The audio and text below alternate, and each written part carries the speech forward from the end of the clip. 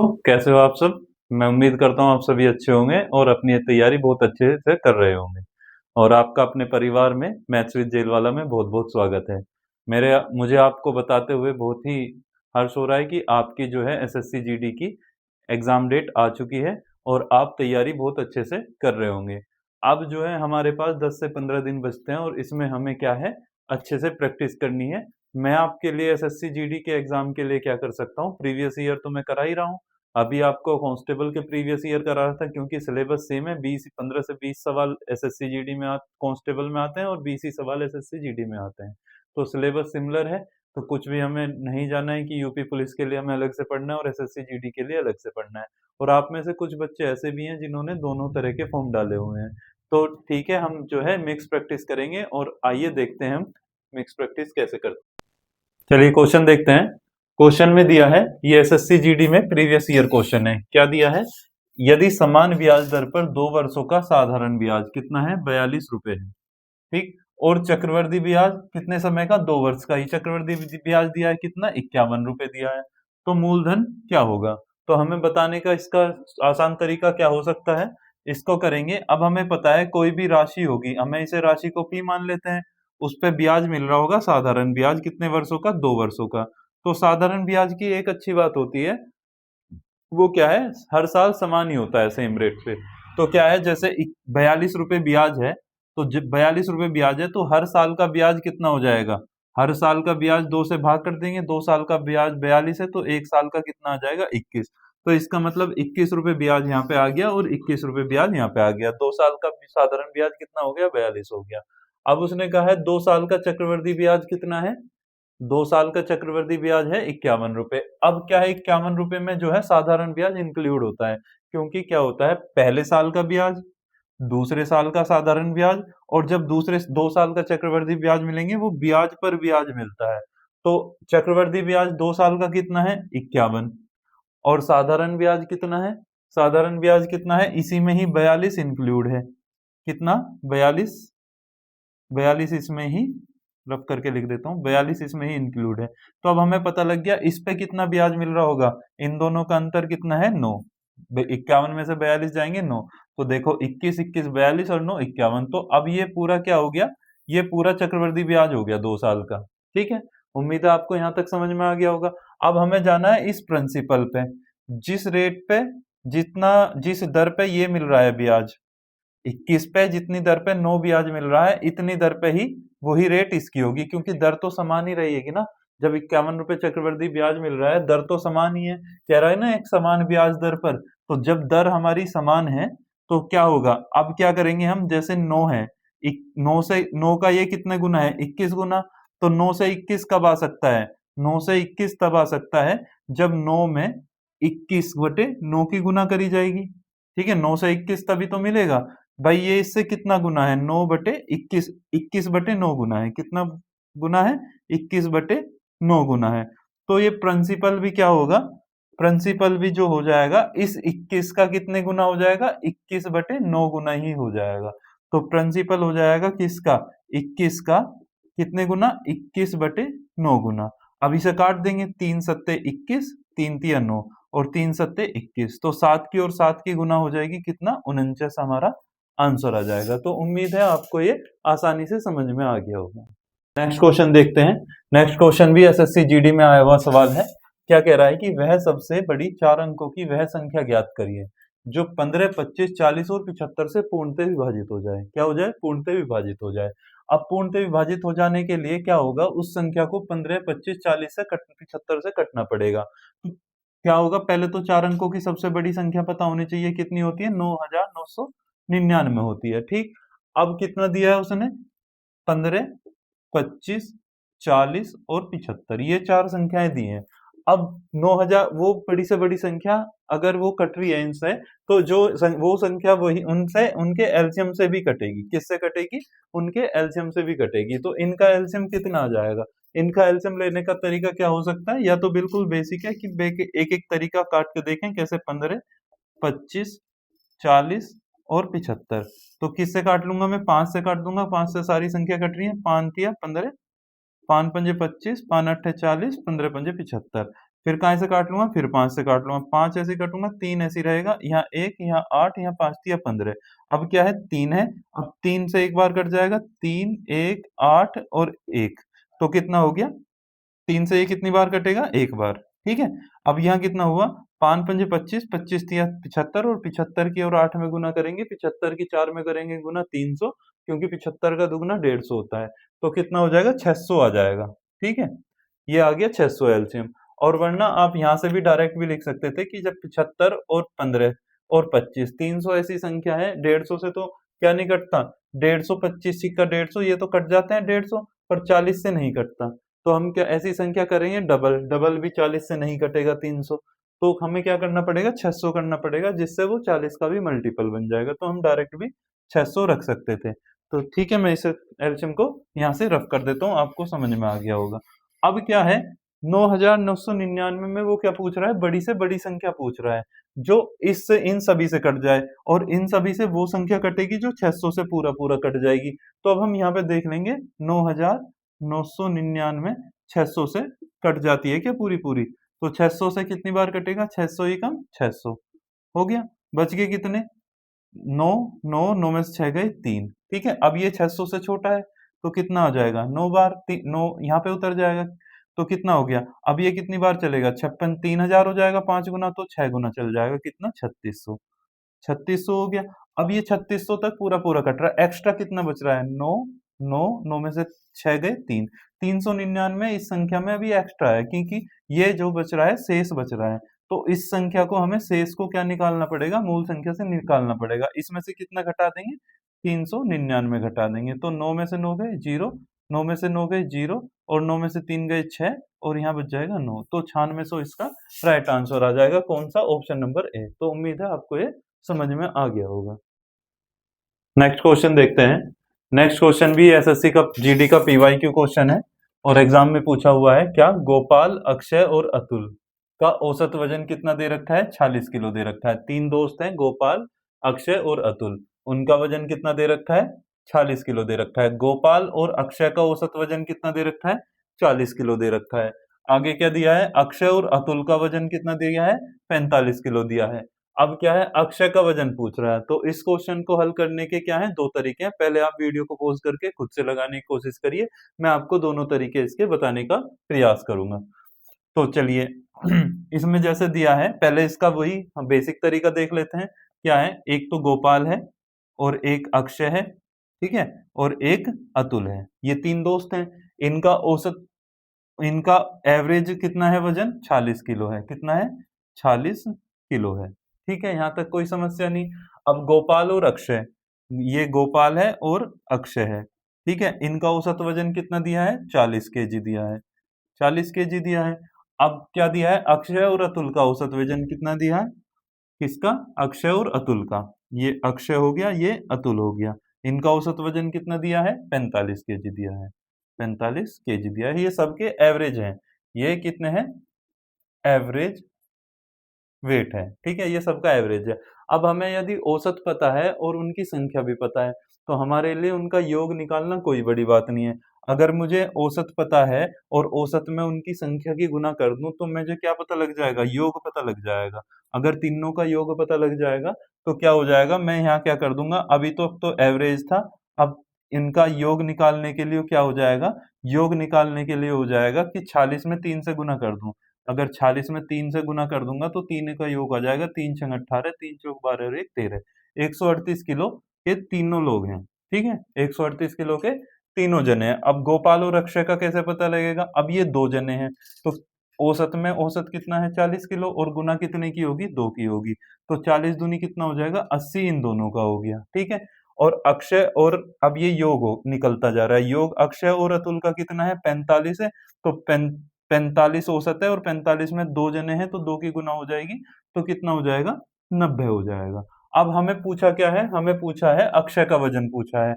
अगर मैं अक्षय के वजन में से अतुल का वजन घटा दूं, किसके, अक्षय के वजन में से, अक्षय और अतुल के टोटल वजन में से मैं किसका वजन घटा दूं, अतुल का वजन घटा दूं, तो मुझे क्या मिल जाएगा, मुझे मिल जाएगा किसका वजन, अक्षय का वजन मिल जाएगा।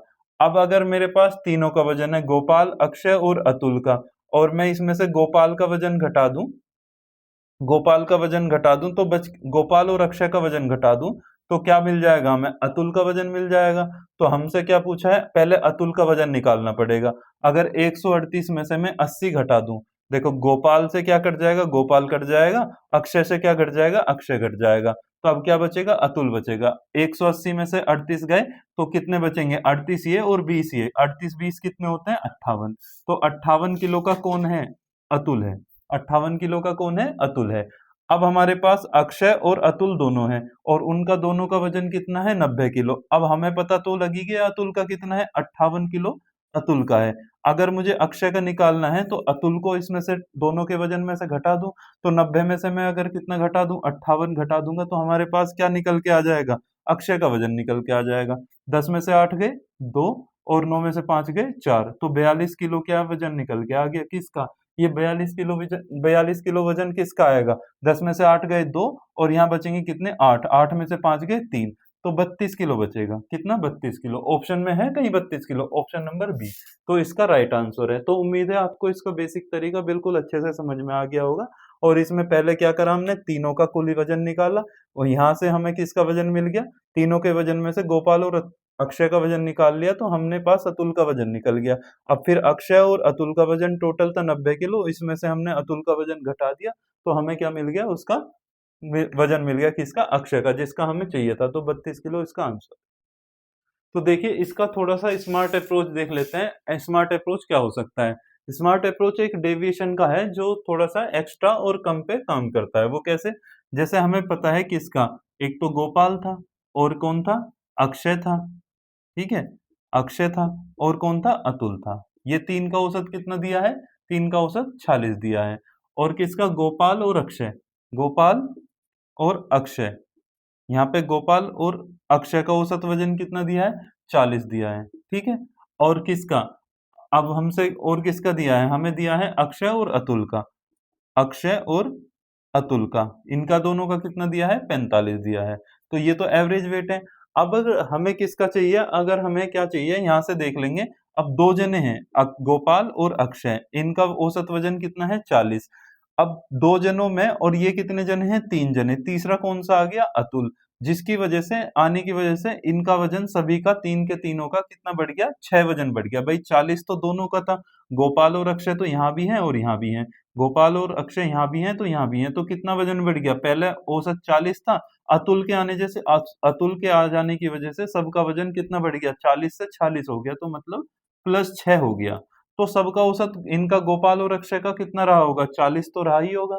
उसका वजन कितना बढ़ा? जब वो 40 का तो औसत इनका था तो बढ़ाया है उसने वजन, तो 40 का तो वो कौन रहा ही होगा? अतुल कितने का रहा होगा?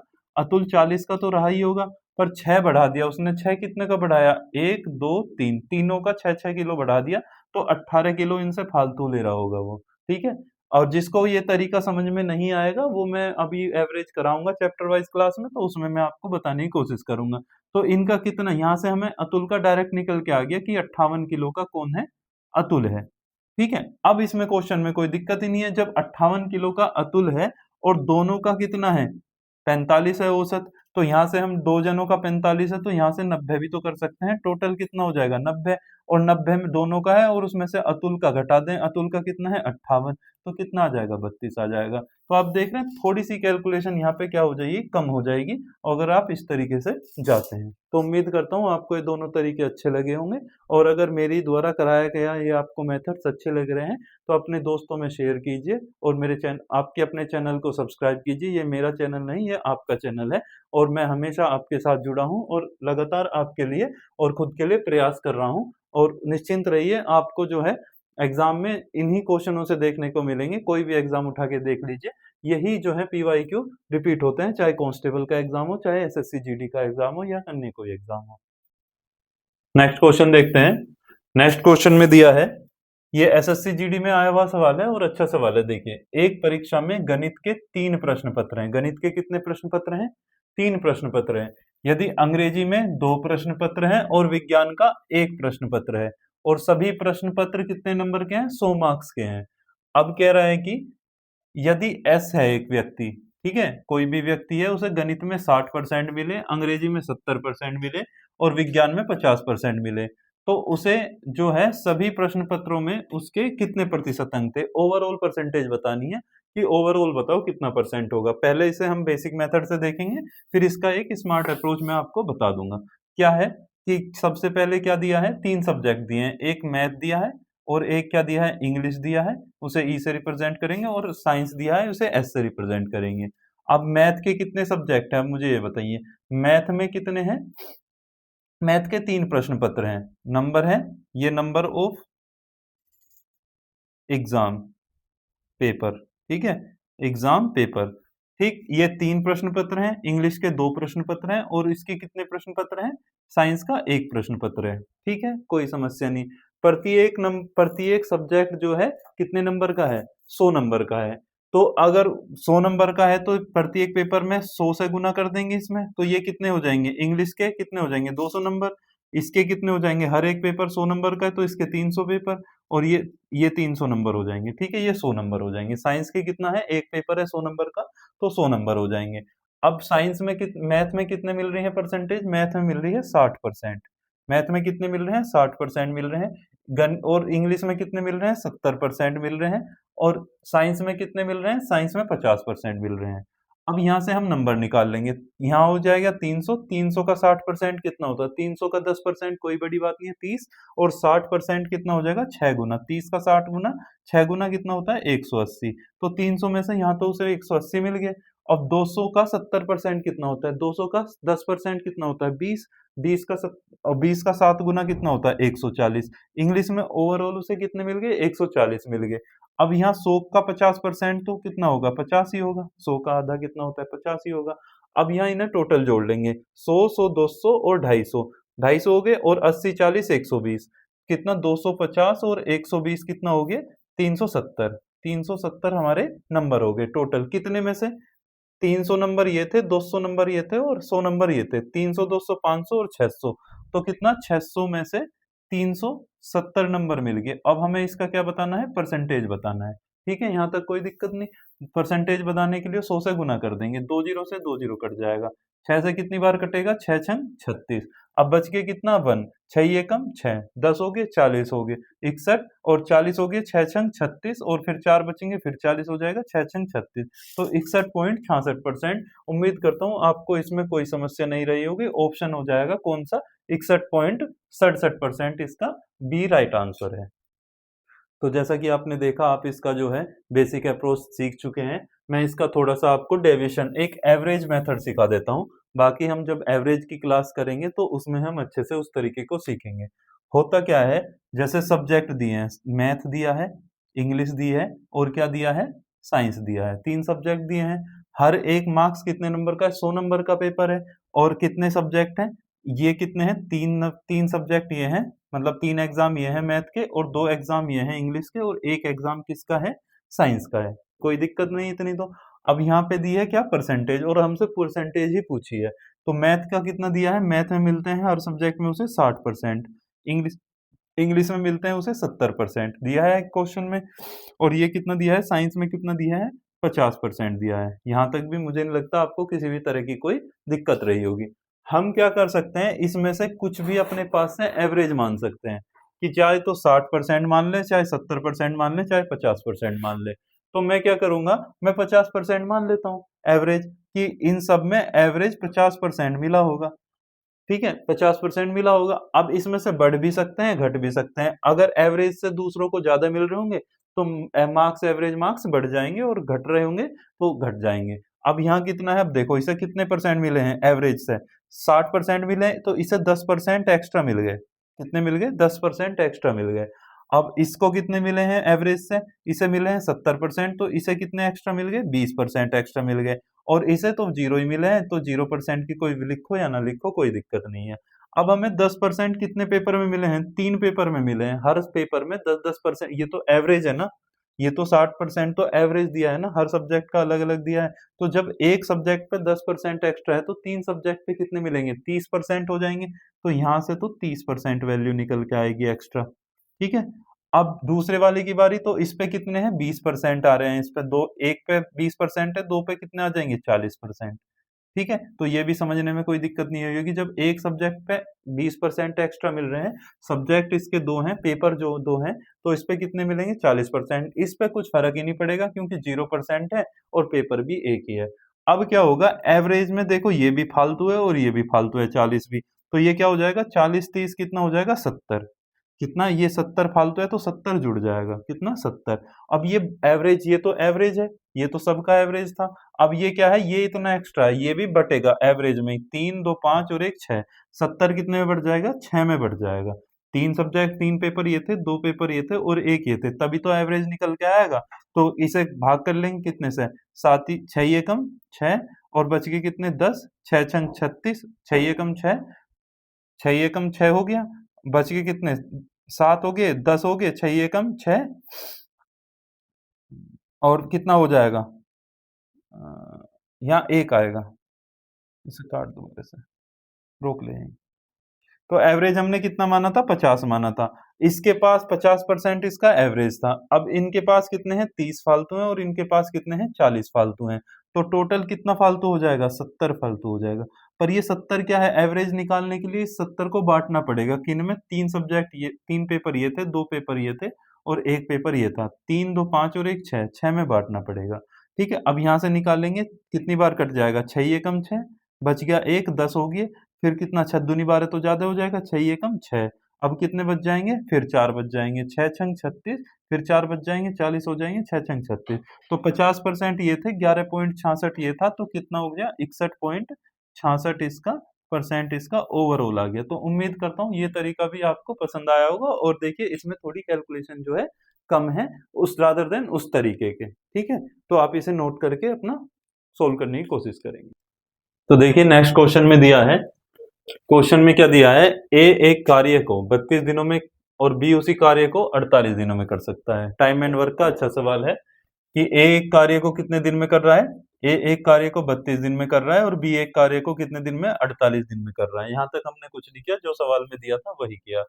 वे 8 दिनों तक एक साथ कार्य करते हैं। अब एक साथ कार्य करने के लिए हमें दिन तो पता लग गए, टोटल वर्क तो नहीं पता, तो टोटल वर्क कैसे पता लगता है, इन दोनों को एलसीएम को ही हम क्या मान लेते हैं, टोटल वर्क मान लेते हैं। तो 32 और 48 का एलसीएम क्या आ जाएगा, अब देखो एलसीएम लेने का तरीका क्या हो सकता है, आसान तरीका अगर हमें नहीं पता 32 और 48 का एलसीएम क्या होगा, तो क्या हो जाएगा 32 और 48 में 16 तो कॉमन आ रहा है, तो 16 दूनी 32 और 16 ती 48, ठीक। 2 और 3 आ गया क्योंकि 16 से 32 को भाग देंगे तो 2 आएगा, 32 को 16 से भाग देंगे तो कितना आएगा 3 आएगा। तो 2 और 3 का तो हमें पता है एलसीएम कितना आता है, इन 2 और 3 का एलसीएम 6 आ गया, तो 16 छिक्कम 96, तो 2 से कितनी बार इस वाले 6 को काट लो और ये बड़ी संख्याओं में ज्यादा काम करेगा। अब यहाँ तो तुम्हें फिर भी पता लग जाएगा क्योंकि 96 32 तिया 96 होता है और 48 दूनी 96 होता है, 2 तिया 6 होता है और 3 दूनी 6 होता है, तो 3 2 क्या आ गई, इनकी क्षमता आ गई, इफिशियंसी आ गई इनकी, क्या आ गई क्षमता आ गई, ठीक है, क्योंकि ए जो है एक दिन में 3 काम कर रहा है और बी जो है 2 काम कर रहा है। अब वो कह रहा है 8 दिन तक एक साथ कार्य करते हैं। अब 8 दिन तक इन्होंने एक साथ कार्य करा होगा तो एक दिन में कितना काम हुआ होगा, तो एक दिन 1 डे वर्क कितना रहा होगा, 3 इसने करा होगा, 2 इसने करा होगा, तो 5 काम एक दिन में हुए होंगे। अब वो कह रहा है कि 8 दिन लगातार एक साथ कार्य करते हैं, तो 8 दिन में कितना हुआ होगा, 8 दिन में ये इसका 8 गुना है तो इसका भी 8 गुना होगा, तो कितना 5 8 40, तो 40 काम हो गए होंगे, ठीक। और काम था कितना हमारा 96, बट कितना था 16 छिक्कम 96, तो 96 से 40 काम हमारे उन दोनों ने कर दिए, तो अब कितने आ गए 6, 9 में से 4 गए 5, 56 काम अभी हमारे शेष बचे हैं। अब वो कह रहा है बी शेष कार्य का 60% कितने दिन में करेगा, अभी शेष कार्य तो 56 बचा है ना, ए छोड़ के चला गया, बी कितने दिन में करेगा, तो 56 का 60% निकालेंगे पहले, तो हम 56 लिखेंगे, 60% हमें फ्रैक्शन हम पढ़ी रखी है, कितना हो जाएगा 60% लिखते हैं 3/5 को, जब 60% लिखेंगे 60/100 करेंगे, 20 तिया 60, 20 पंजे 100, तो 3/5 हम क्या लिख देंगे, डायरेक्ट लिख देंगे। अब ये इतना बच गया 3/5 बच गया, इस काम को कौन करेगा, बी कितने दिन में करेगा। अब ये तो टोटल वर्क हो गया, कितना हो गया, जितना बी को करना है, बी की क्षमता कितनी है 2 क्षमता है, तो 2 से हम क्या कर देंगे, भाग कर देंगे, ये 5 है तो ये तो बटे में ही आ जाएगा इसके, ये 5 इसके यहाँ बटे में आ जाएगा। 2 से कितनी बार कटेगा 28 बार, 28 दूनी कितने होते हैं 56 और 28 तिया कितने होते हैं 84, 84/5 आएगा। अब ऑप्शन पे नजर मारेंगे, देखो 16 पंजे 80 होते हैं, ठीक है, 17 पंजे 85 होते हैं, तो 16 तो सही में आ जाएगा और कितना बचेगा 4/5, तो आंसर आ जाएगा इसका। तो 16 सही 4/5 दिन में वो निपटा देगा। ऑप्शन नंबर बी इसका राइट आंसर है। तो उम्मीद है आपको ये तरीका अच्छा लगा होगा। चलिए नेक्स्ट क्वेश्चन देखते हैं। नेक्स्ट क्वेश्चन में क्या दिया है, एक बेईमान दुकानदार अपने सामान को क्रय मूल्य पर बेचने का वादा करता है। तो ये कॉन्सेप्ट है, लाभ हानि पर आधारित सवाल है और बेईमान वाला कॉन्सेप्ट है जो बेईमान दुकानदार वाला है। हालांकि वह एक ऐसे वजन का प्रयोग करता है और जिसका वास्तविक वजन उस पर लिखे वजन से 40% कम है। तो क्या हो रहा है इसमें, वैसे तो वो कह रहा है दुकान वाला कि भाई मैं क्रय मूल्य पर जितने की खरीद के लाया उतने की ही बेच रहा हूँ, पर वो क्या कर रहा है कि जितना उसका वास्तविक वजन लिखा है उससे 40% कम है उस पर वजन। मान के चलो उसमें 100% था, 1000 ग्राम था उसका वजन। कितना ग्राम था? 1000 ग्राम वजन था। तो 1000 ग्राम 1 किलो, 1000 ग्राम कितना होता है? 1 किलो। ठीक है, अब 1 किलो न होके उस पर 40% कम था। कितना? 40%। तो 1000 ग्राम का 40% कितना हो जाएगा? 460। 460 हो जाएगा। तो ये कितना हो जाएगा? 540। जब 1000 में से 460 घटेंगे, जीरो, 10 में से 6 गए 4, जीरो, 10 में से 6 गए 4, और यहाँ कितने बचेंगे? 9, 9 में से 4 गए 5, 540। ठीक है, 1000 में से 460 कम था तो 540 उसका वजन था। ठीक, दिखाया तो उसने कितना कि भाई मैं दे तो रहा हूँ 1000 ग्राम, पर दिया कितना उसने? 540। ठीक है, तो उसके पास से जो कॉस्ट गई होगी वो 540 की तो गई होगी। तो 540 की तो कॉस्ट गई, और 540 की जब कॉस्ट गई तो 540 तो उसका क्या हो जाएगा? सीपी हो जाएगा। उसने बता के कितना दिया कि भाई मैं 1 किलो ही दे रहा हूँ तुझे, 1 किलो मैं दे रहा हूँ, पर वो 1 किलो तो नहीं दिया, उसने 540 दिया। तो 1 किलो पे 540 पे कितना प्रॉफिट हो गया उसे? 460 का ही उसे प्रॉफिट हो गया। कितने का प्रॉफिट हुआ? 460 का प्रॉफिट हो गया। 540 पे 460 का प्रॉफिट हुआ। यही पूछ रहा है कि लाभ ज्ञात करो, यही उसका लाभ है। क्या कर देंगे? 100 से गुना कर देंगे, जीरो से जीरो कट जाएगा। अब यहाँ से कितनी बार कटेगा ये? यहाँ से 27 आ जाएगा, और यहाँ से कितना आ जाएगा? 23। 2 से 23 बार, 23 दूनी 40 और 27 दूनी 54। तो यहाँ क्या आ जाएगा? 2300। 2300 को हम कहाँ से भाग कर देंगे? 27 से भाग कर देंगे। तो 27 से कितनी बार? अब देखो यहाँ सब जो है 8 ही है, तो हमें भाग देना भी आसान रहेगा क्योंकि डायरेक्ट ही 8 से गुना कर देंगे। 8 सत्ते 56 और 8 दूनी 16, 16 5 21, 216 होगी। बच गए कितने? 14, क्योंकि 16 और 14 30 होते हैं। अब फिर ताल दिया जीरो, 140 हो गया। 27 पंजे कितने होते हैं? 135 होते हैं। तो ये है 140, तो 5 बार चल जाएगा। 27 पंजे 135, तो बच गए 5। तो हमारा आंसर कितना आ जाएगा? 85 सही 5/27। कितना? 85 सही 5/27% आंसर। ये इसका क्या हो गया? प्रॉफिट हो गया। तो कौन सा ऑप्शन? Option number C. तो उम्मीद है आपको ये सवाल सही से समझ में आ गया होगा। क्वेश्चन देखते हैं। क्वेश्चन में दिया है, यदि दो संख्याएं 4:9 के अनुपात में हैं और उनके बीच मध्य अनुपाती कितना है? 24 है। उनका मध्य अनुपात कितना दे रखा है? 24 दिया है। यदि दोनों संख्याओं के बीच धनात्मक अंतर ज्ञात करें, तो दोनों संख्याओं के बीच धनात्मक अंतर बताना है। तो धनात्मक अंतर किन दोनों संख्याओं का? अनुपात का तो ये है 9:4, तो अंतर कितना आ रहा है? 5 यूनिट आ रहा है। तो जो भी उत्तर आएगा 5 का मल्टीपल होगा। तो 5 का मल्टीपल ये भी है, 5 का मल्टीपल ये भी है, 5 का ये भी है, 5 का ये भी है। तो हमें चारों ऑप्शन है तो सोल्व ही करना पड़ेगा। सोल्व कैसे करेंगे? सोल्व करने का तरीका मैं आपको बता देता हूँ। सबसे पहले मध्य अनुपात होता क्या है? मध्य अनुपात होता है कि अगर हमें किन्हीं दो संख्याएं दे रखी हैं, जैसे ए संख्या दे रखी है एक, ए दे रखी है बी, हमें इनका क्या निकालना है? मध्य अनुपात निकालना है, मीन प्रोपोर्शन निकालना है। तो क्या निकालना है? मध्यानुपात निकालना है। ठीक है, मध्यानुपात निकालने का क्या होता है? अंडर रूट करते हैं और दोनों संख्याओं की क्या कर देते हैं? ए गुना बी कर देते हैं। पहली संख्या ए मानी थी, दूसरी संख्या बी मानी थी। अब हमारे पास संख्या तो है नहीं और उनका रेशो है, तो उनका रेशो क्या है? मान के चलो ए है और एक ये संख्या बी है। इनका अनुपात कितना दे रखा है? 4:9 दे रखा है। ठीक है, इतने में कोई समस्या नहीं। अब ये तो अनुपात दे रखा है, हमें संख्याएं कैसे मिलेंगी? अगर संख्या हमें लेनी है किसी भी कोफिशिएंट से, x से, a से, y से, किसी से भी गुना कर दें, तो ये 4x हो गया और ये 4, ये कितना हो गया? 9x हो गया। ठीक है, ये संख्या मिल गई हमें। अब इन संख्याओं का हम रेशो का तो मध्यानुपात नहीं निकाल सकते, हम संख्याओं का निकाल सकते हैं। संख्याओं का मध्यानुपात क्या करेंगे, ए की जगह 4x रखेंगे, बी की जगह 9x रखेंगे, तो मध्यानुपात कैसे निकलेगा, 4x गुना 9x।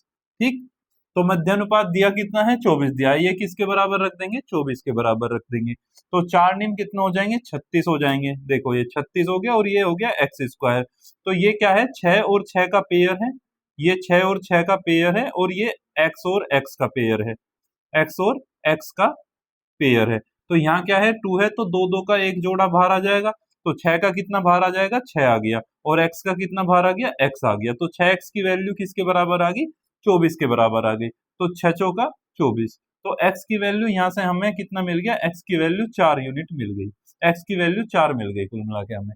अब हमसे पूछा है कितना, दोनों संख्याओं के बीच धनात्मक अंतर, मतलब बड़ी संख्या में से छोटी संख्या घटा देंगे, 9 में से 4 गए कितने, 5x बचेंगे, हमें किसकी चाहिए, 5x की वैल्यू, x की वैल्यू कितनी है, 4 है, तो 5x की वैल्यू कितनी हो जाएगी, 5 गुना 4 इजिकल टू 20, तो हमारा ये राइट आंसर है। तो उम्मीद है आपको ये सवाल अच्छे से समझ में आ गया होगा, तो 20 इसका जो हो जाएगा आंसर ऑप्शन नंबर ए।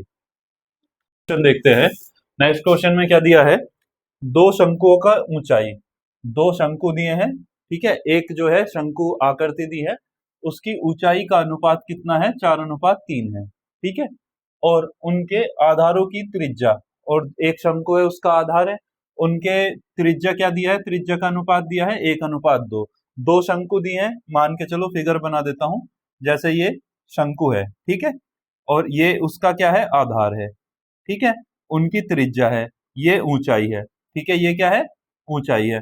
तो अब क्या दिया है, एक ऐसे ही शंकु ये दिया होगा, दो शंकु दिए हैं, ठीक है, तो ये दिया है ना शंकु, ये उनकी क्या होगी, त्रिज्या होगी, ये R2 होगी, ये R1 होगी, और ये कितनी दी है, ये H1 दिया है, और ये कितना दिया है, H2 दिया है, तो इनका सबका रेशो दिया है। अब रेशो दिया है तो लिख लेंगे वैल्यू, R1 और R2 का रेशो कितना दिया है, देखो पहले ऊंचाई का अनुपात दिया है कितना, 4:3, मान के चलो पहले की ऊंचाई कितनी है, 4, और दूसरे की ऊंचाई कितनी है, 3, ठीक है, पहले की त्रिज्या कितनी दी है, 1, और इनका अनुपात तो दिया है, और दूसरे की त्रिज्या का अनुपात कितना दिया है, 2, 1:2 है, तो ये 2 हो गया। अब हमसे पूछा है क्या, उनका आयतन का अनुपात, कि इस वाले का आयतन क्या होगा और इस वाले का आयतन क्या होगा, उसका अनुपात बताना है। तो फॉर्मूला होता है, इसका सूत्र क्या होता है, 1/3 पाई आर स्क्वायर एच होता है, ठीक, और इसका यहाँ R1 हो जाएगा और यहाँ H1 हो जाएगा, इधर क्या हो जाएगा, 1/3 into R2 square into H होता है, यहाँ H2 हो जाएगा। अब बस हमें कुछ नहीं करना, वैल्यू रख देनी है। अब देखो रेशो निकालना है, रेशो निकालना है तो 1/3 पाई की कोई वैल्यू नहीं रह जाती, क्योंकि यहाँ भी पाई है, 1/3 पाई से 1/3 पाई कट गया।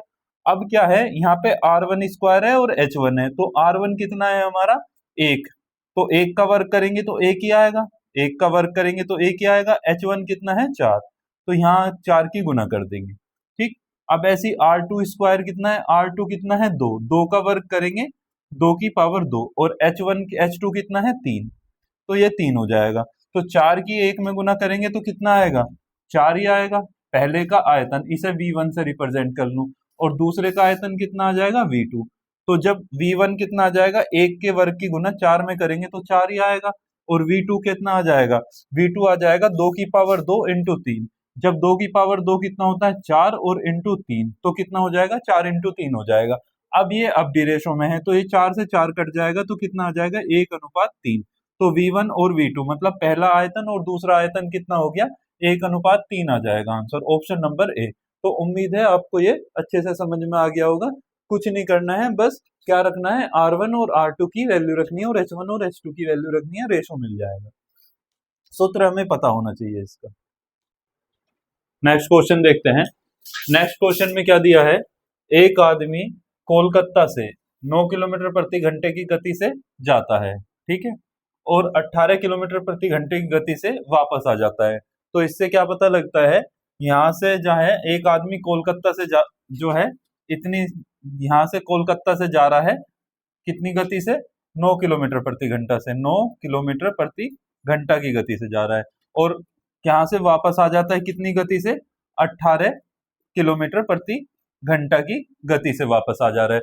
तो हमारी ये क्या है, दूरी क्या है, फिक्स है। जब दूरी निश्चित होती है तो उसका जो है, और दो चाल दे रखी हो, एक जाने की चाल दे रखी है, एक वापस आने की चाल दे रखी है, तो क्या होगा, उसका क्या सूत्र होता है, औसत गति का। औसत गति का सूत्र होता है कुल चाल, कुल दूरी, कुल दूरी बटे कुल समय, कुल समय, कुल समय। अब ये दो तरीके होते हैं, या तो आप सूत्र लगा लो। सूत्र क्या होता है, पहली चाल, पहली चाल को क्या मान लेंगे हम, x मान लेंगे, दूसरी चाल को y मान लेंगे, एक्स वाई, और उसका डबल कर लो, क्योंकि दूरी कितनी है, दुगनी है, दुगनी है। अब कितना हो जाएगा, x प्लस वाई। या तो औसत चाल के लिए दोनों की चाल का दुगना कर दो, दोनों की चाल का गुना करके उसका डबल कर दो, और क्या कर दो, दोनों की चाल का योग कर सह उसे भाग दे दो, तो क्या निकल के आएगी, एवरेज, एवरेज स्पीड निकल के आ जाएगी। ठीक है, ये उसकी पूरी औसत चाल निकल के आ जाएगी। या फिर यहां से कुल दूरी निकाल लो उनका, और जो समय लग रहा हो उससे टोटल से समय से भाग दे दो। तो मैं दोनों तरीके से आपको बता देता हूँ। अब पहले हमें सूत्र से रखने देते हैं, सीधा सीधा सूत्र क्या दिया है, पहली चाल कितनी दी है, 9 किलोमीटर, तो दो तो ऐसे ही रहेगा, 9 किलोमीटर प्रति घंटा पहली चाल आ गई। दूसरी चाल कितनी है वापस आने की, 18 किलोमीटर प्रति घंटा, ये 18 किलोमीटर प्रति घंटा आ गई। अब क्या होगा, किससे भाग देंगे, दोनों चाल के योग से हम भाग दे देंगे, एक 9 हो गया और एक 18 होगी, 18 9 कितनी होती है, 27 होती है। तो मैं यहाँ इसे रफ करके क्या लिख देता हूँ, 27 ही लिख देता हूँ डायरेक्ट। तो 9 से कितनी बार कट जाएगा, 3 बार, 9 थी 27, 3 से कितनी बार कटेगा, 6 बार, 6 की 2 में गुना होगी, कितना हो जाएगा, 12 किलोमीटर प्रति घंटा। तो 12 किलोमीटर प्रति घंटा क्या आ गई, एवरेज स्पीड आ गई। 12 कौन सा, ऑप्शन नंबर डी इसका राइट आंसर है।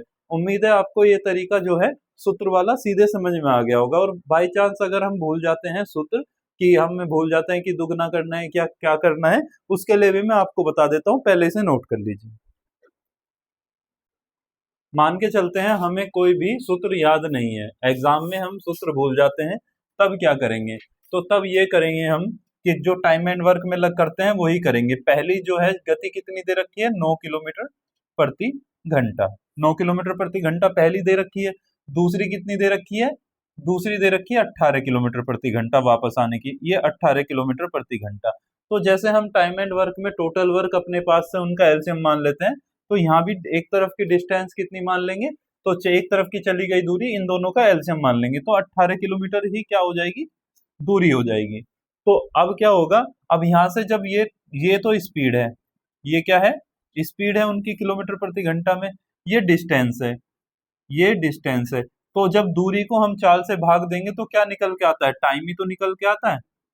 जैसे वहां इफिशियंसी निकल के आती है, ऐसे यहाँ पे टाइम निकल के आता है। तो क्या है, जब 9 किलोमीटर प्रति घंटा की स्पीड से 18 किलोमीटर तय करेगा एक तरफ की दूरी, तो कितने घंटे लगेंगे, 2 घंटे लगेंगे। 18 को 9 से भाग दे देंगे तो 2 घंटे लगेंगे। अब क्या होगा, जब 18 किलोमीटर प्रति घंटे से वापस आएगा और 18 किलोमीटर ही दूरी है, तो कितना समय लगेगा, 18 से 18 को भाग देंगे तो कितना समय लगेगा, 1 घंटा लगेगा। उम्मीद है यहाँ तक कोई भी किसी प्रकार की दिक्कत नहीं होगी। और सूत्र होता है क्या, औसत चाल निकालने का, औसत चाल निकालने का सूत्र होता है कुल चली गई दूरी, कुल दूरी बटे कुल समय। ठीक है, अब आप बताओ कुल दूरी कितनी चली है, 18 किलोमीटर तो वो ऐसे गया था और 18 किलोमीटर वापस आया था, तो टोटल दूरी कितनी हो जाएगी, 36 किलोमीटर। ये 36 किलोमीटर हो गई। समय, कुल समय कितना हुआ, 2 घंटे यहाँ पे लग रहे थे और 1 घंटा यहाँ पे लग रहा था, तो 3 घंटे लिए ना पूरी दूरी को कवर करने में, तो 3 घंटे यहाँ पे लगे। तो 3 से कितनी बार कट जाएगा, देखो 12 बार कट जाएगा, तो 12 क्या आ जाएगा, 12 किलोमीटर प्रति घंटा, 12 किलोमीटर प्रति घंटा इसकी एवरेज स्पीड आ जाएगी। तो हमें अगर सूत्र भी नहीं याद है तो इस तरह से हम उसे कर सकते हैं। बस इसमें अगर दो चाल दे रखी है तो दूरी डबल होगी, और 3 चाल दे रखी है तो दूरी क्या हो जाएगी, ट्रिपल हो जाएगी दूरी। तो इसमें अगर हमें सूत्र भी याद नहीं है तो भी हम बहुत आसानी से बना ले जाएंगे।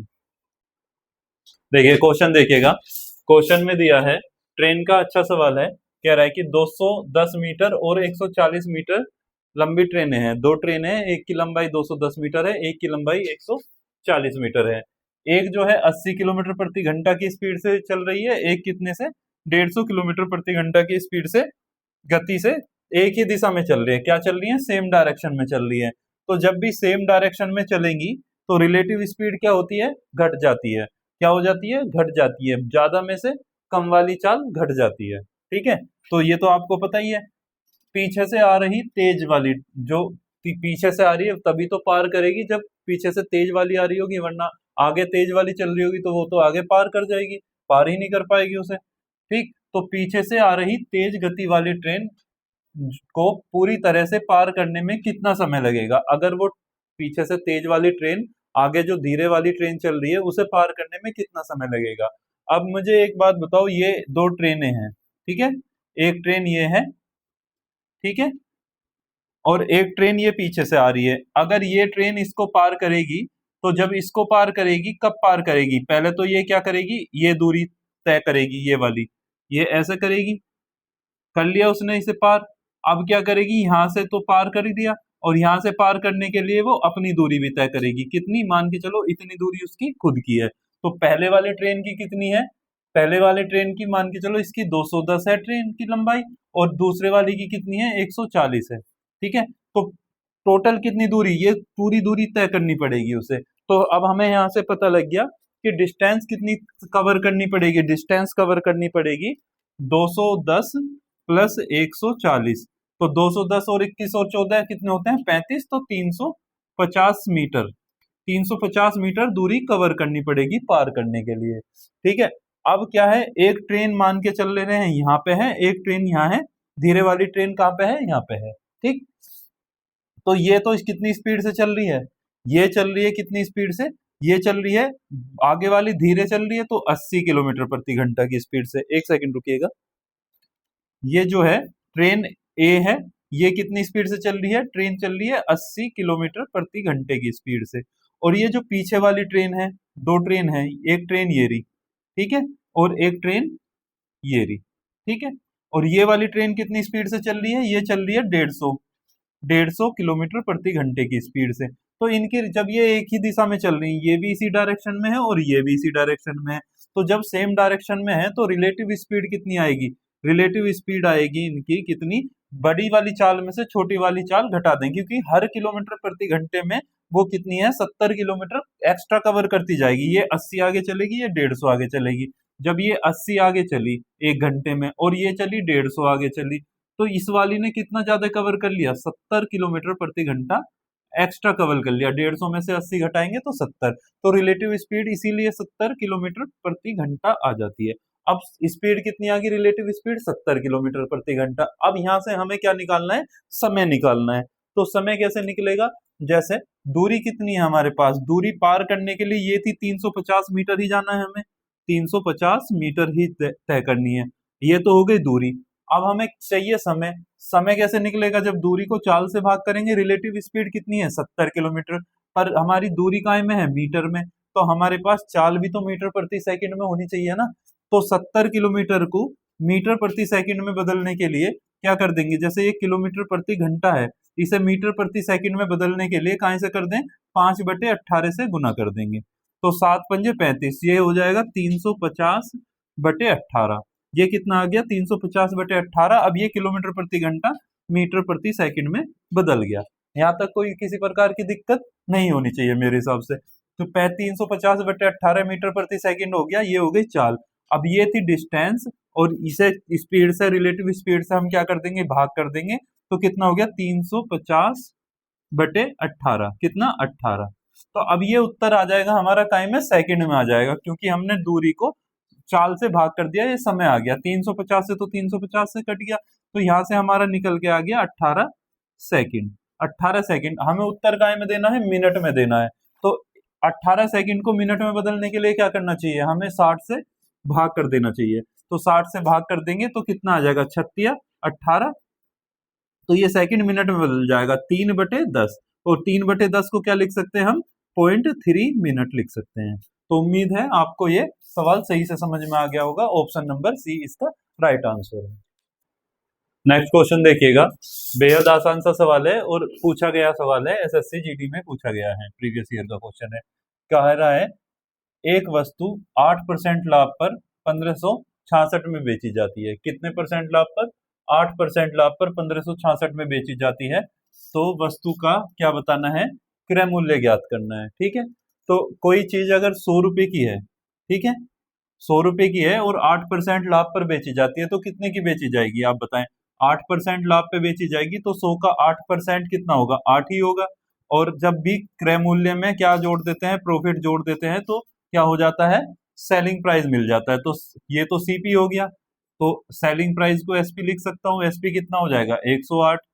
अब सवाल में क्या कहा है, कितने की बेची जाती है, ये क्या है, बेची जाना, कितने का, 1566 में बेचा जाना, ये बताता है कि 108 की वैल्यू क्या दी है, 1566 दी है। कितनी दी है, 1566 दी है।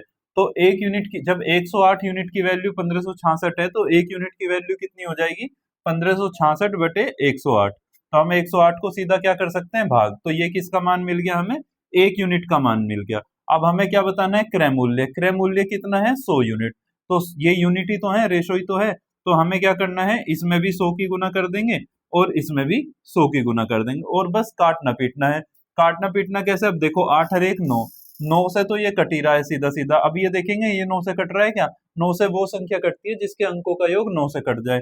5 और 1 6, 6 12, 6 18, 18 भी 9 से कट जा रहा है।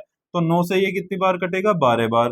9 से कितनी बार कटेगा, 9 ये कम 9, 6 बचे 66 हो गए, 9 सत्ते 63, बच गए कितने, 3, 36 हो गए, 9 चौक 36। ठीक, अब नीचे ये 12 बचा, 12 बचेगा तो 4 से काट लेंगे इसे, 4 तिया 12 होते हैं, और 4 से कितनी बार कटेगा, 25 बार कटेगा। 3 से ये देखते हैं, 3 से वो संख्या कटती है जिनसे, जिसके अंकों का योग 3 से कट रहा हो। तो 3 7 और 1 8 4 12, ये भी 3 से कट जाएगी। 3 पंजे 15, 3 अट्ठे 24। अब क्या हो गया, 25 इंटू 58, तो 25 गुना 58 कर लेंगे, कितना, 25 अट्ठे कितने होते हैं, 200। जीरो तो आएगा ही, सबके लास्ट में जीरो है। 25 पंजे 125, 125 और 20 कितना होता है, 145। तो 1450 इसका आंसर आ जाएगा, ऑप्शन नंबर डी। उम्मीद है आपको ये सवाल समझ में आ गया होगा।